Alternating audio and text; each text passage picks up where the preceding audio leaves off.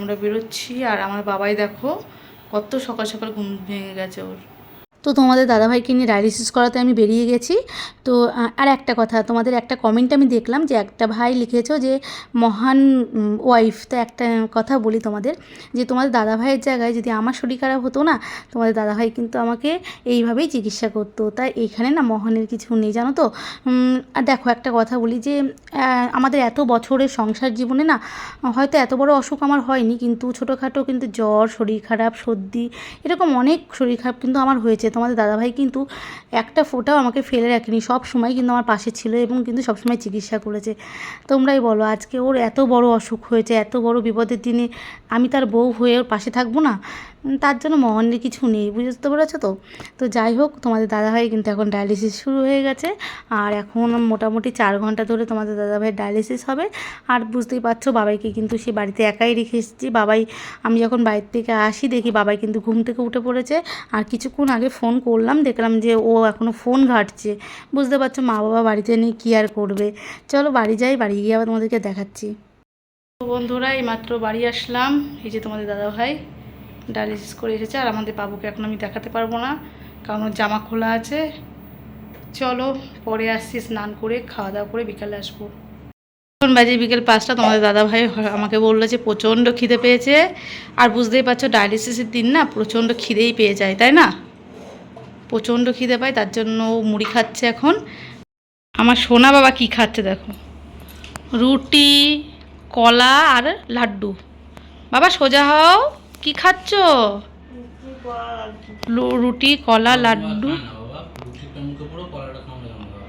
আমার বাবা খাচ্ছে এখন রুটি, কলা, লাড্ডু। এখন আমি খাইয়ে দিতাম, কিন্তু আমি যদি সবই খাই দিই ও কিছুই শিখবে না, ওই জন্য একা একাই খাবে যেমন করে পাবো। মাথা সোজা রাখো, রেখে খাও। এবার একটুখানি কলা কামড়াও।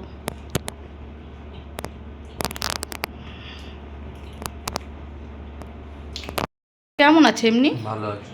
খুব গরম লাগছে না সবসময়, শুধু খুবই গরম লাগছে, একদম ফ্যান ছাড়া থাকতেই পারছে না, এত গরম। যাক, তোমাদের দাদাভাই এখন খেয়ে নিক, চলো পরে আসছি। আজকে তোর বাবার ডায়ালিসিস ছিল, আজকে মা ওখানে গেছিল।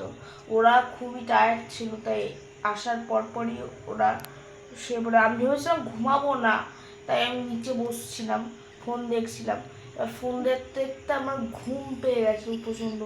তাই আমি ভাবলাম কি করব, আমি নিচেই শুয়ে পড়লাম। কি করব আর, কেননা আমার তখন আর ওই অবস্থা নেই। আমি উপরে উঠে বালিশ নেবো, আবার শুবো।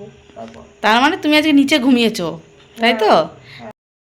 তো আজকে একটা কাণ্ড ঘটেছে জানো, তোমাদেরকে শেয়ার করি। তোমাদের দাদাভাইয়ের তো আজকে ডায়ালিসিস ছিল, আর তারপরে আমরা সকাল 6টার সময় সবাই ঘুম থেকে উঠেছিলাম। আজকে দেখলে তোমরা যে আমাদের বাবাই সোনা ঘুম থেকে উঠে পড়েছিল। তারপরে ডায়ালিসিস করিয়ে টরিয়ে এনে তোমাদের দাদাভাই আর আমি এত টায়ার্ড ছিলাম, ঘুমিয়ে পড়েছি, মানে শুয়ে পড়েছি আর কি। তখন বাবাইকে বললাম, বাবাই তুমি এসো, এসে 3জন মিলে একসাথে ঘুমোবো। তো বাবাই বললো, মা আমার একদমই ঘুম পাচ্ছে না, আমি ঘুমোবো না। আর ও যদি বলে যে আমি ঘুমোবো না, তো ওকে ঘুম পাড়ানোই যাবে না, কারণ ও না বদমাইশি করে যদি শোয়ায় ও জোর করে, সেই নেমে চলে যাবে। তার জন্য ও কী করলো, বললো আমি নিচে বসে আছি, আস্তে আস্তে ফোন দেখবো বলে আস্তে আস্তে কার্টুন দেখছিল। দেখতে দেখতে কখন ঘুমিয়ে পড়েছে আমরা নিজেরাই জানি না। তারপরে আমি ঘুম থেকে উঠে দেখি আমার সোনা সারা 2 ফুটটা আর কি সানে ঘুমিয়েছে। তো ঘুম থেকে এখন উঠলো, আর আজকে দেখো কি বলছে, পড়তেও নাকি বসবে না। আমার আজকে ভালো লাগছে না, চোখ মুখ ঘুমে জ্বালা করছে। এখন সবে সবে ঘুম থেকে উঠলাম তো, তাই চোখ মুখ জ্বালা করছে। তাহলে পড়তে বসবে না? আমার ভালো লাগছে না আজকে। তো বাবাই আজকে পড়তে বসবে না, কি করব, কিছু করার নেই। তো ঠিক আছে, কালকেই বসবে। আর আমি ওকে জোর করি না, যতটা ও নিজের থেকে করে সেটুকুনি ভালো। তো এই হচ্ছে ব্যাপার। আর এখন যাব হচ্ছে আমার বাবাইয়ের জন্য রান্না করব। আজকে বাবাই এক ধরনের খাবার খাবে আর তোমার দাদাভাই এক ধরনের খাবার খাবে। তো এখন আমাকে 2 রকমের সব রান্না করতে হবে। এখন রান্না করবো, তুমি ব্যায়ামগুলো তো করবে বাবা, উঠবো সেগুলো করবে তো? হ্যাঁ। তো বাবাই যে ব্যায়ামগুলো করে সেগুলোই করবে, আর আমি এখন রান্না করব। আর ভিডিওটা খুবই ছোট হবে, বুঝতে পারছো, সেরকম কিছু ক্লিপ তোলা হয়নি। এখন লুচি ভেজেই আমি বাবুকে দিয়েছি, বুঝতেই পারছো। আমরাও তাই আগে লুচি ভাজা হলেই সঙ্গে সঙ্গে মা বা ঠাকুমা যারাই রান্না করতে না কেন, দিদা, তাদের থেকে একটা লুচি নিয়ে নিতাম। সেরকম বাবুকেও দিয়ে গেছি, বাবু এখন খাচ্ছে। আর আমি বাদবাকি রান্নাটা করে আসি। চলো পরে আবার আসছি। বাবাই সোনাকে খেতে দিয়েছি, বাবাই সোনা খাচ্ছে লুচি আর তরকারি, আর তোমাদের দাদাভাই ম্যাগি। খুব অল্প তেল দিয়ে তোমাদের দাদাভাইয়ের জন্য ম্যাগি করেছি। আজকে ও অন্য কিছু খাবে না বললো, তাই না?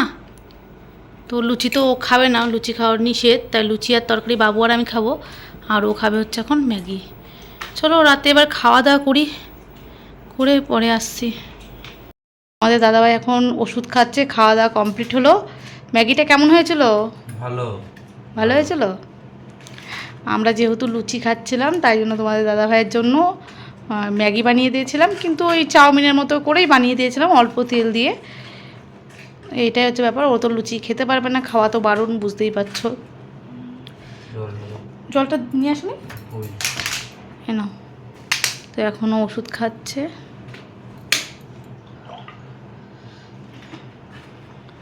এখন আমরা ঘুমিয়ে পড়বো, খাওয়া দাওয়া সবার কমপ্লিট হয়ে গেছে। আজকে প্রচুর খেয়েছি আর পাচ্ছি না, তাই আমি এখন শুয়ে পড়বো।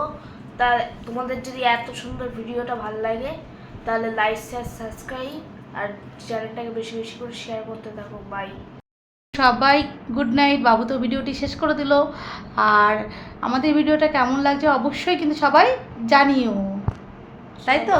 Good night. চলো গুড নাইট।